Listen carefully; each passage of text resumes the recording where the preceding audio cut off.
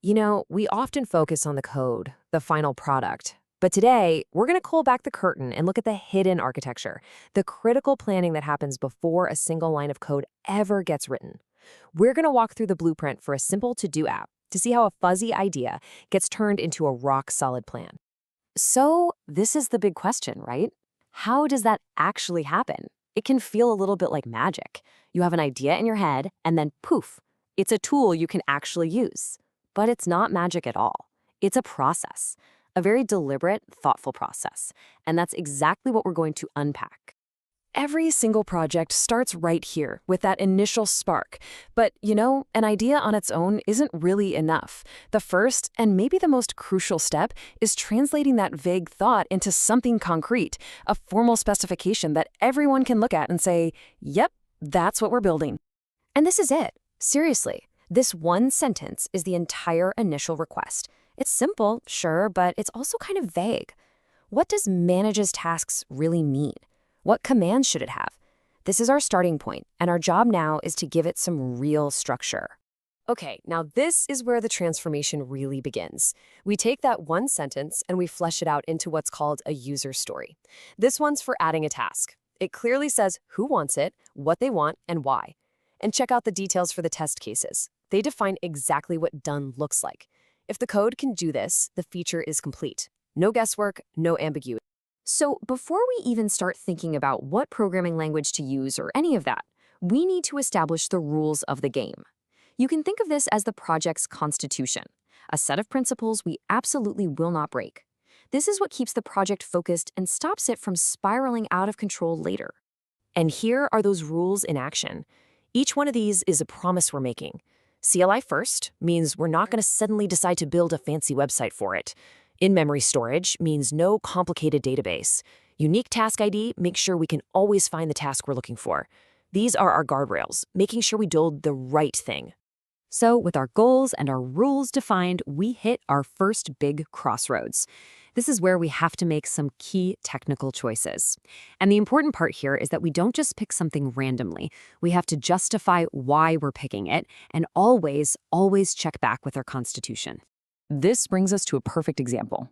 How are we going to store the tasks? I mean, we could use a big, powerful database, but wait, what did our constitution say? In-memory storage. Bam! A simple Python list fits that role perfectly. It's simple, it's fast enough, and it follows our principles. The choice is obvious because our rules are clear. Here's another great one. How do we give each task a unique ID? We could use something super complex, like a UUID, or we could just count. 1, 2, 3. The choice to go with a simple integer is all about the user. It's predictable, it's easy for a person to type, and it's all this little app really needs. It's a choice for usability. And you see the same logic of simplicity everywhere. We're using built-in Python functions, so we don't have to install a bunch of other stuff. That makes the app easy to run anywhere. We handle errors with standard tools. Every single choice is about keeping things simple, maintainable, and true to our original plan. Okay, so we've nailed down the what and the why. Now it's time for the how. We need an assembly plan. This is where we take all those abstract decisions and turn them into a physical file structure and a step-by-step plan for actually building this thing. And here's the blueprint for our code. See how clean and logical that is? The file task.py has one job, and one job only, to define what a task is. That's our data. And main.py handles the user interface, all the commands like add and list. Separating things like this makes the code way easier to understand down the road. And here's the build order. We don't just jump in and start writing features. No way. First, we set up the project. Then, we build the foundation, the core logic that everything else will sit on top of. Only then do we start tackling those user stories, one by one.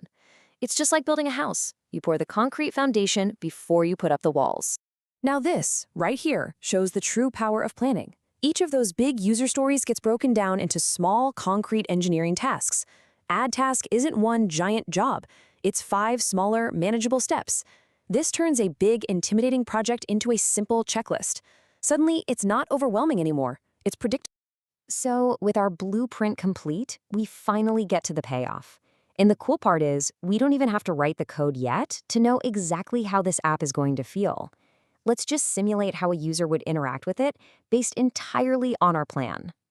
Okay, so the user starts the app, they type add. The app, just like we planned, asks for a title and a description. They type it in, hit enter, and boom, confirmation, task created with ID 1. This whole interaction was designed way back in our user story phase. Now the user wants to make sure it's really in there, so they type list. And just like that, the app shows them the task formatted exactly as we specified. An empty checkbox, the ID, the title. The system is working precisely as we planned it. All right, they went and bought the groceries. Time to check it off the list. They type complete 1. The app finds task number 1 and, just as designed, marks it as done, giving some nice, clear feedback.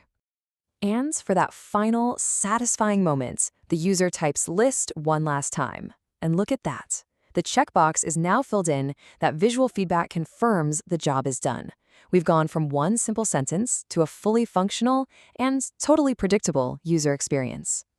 So let's just zoom out for a second and recap what just happened. This entire journey, from a simple idea all the way to a simulated app, happened without writing a single line of feature code. That is the incredible power of good planning. What this all boils down to is that good software isn't just built, it's designed. You have to start with why by writing clear user stories. You need to set the rules with a project constitution. You have to justify the how with smart research. And finally, you plan the work by breaking it all down into tiny, manageable tasks. And that leaves us with one final thought to take away. Whether you're building an app, writing a report, or even planning a trip, think about this process. What's the one simple, non-negotiable rule, that one constitutional principle you could set for your next project to make sure it stays on track and ends up a success?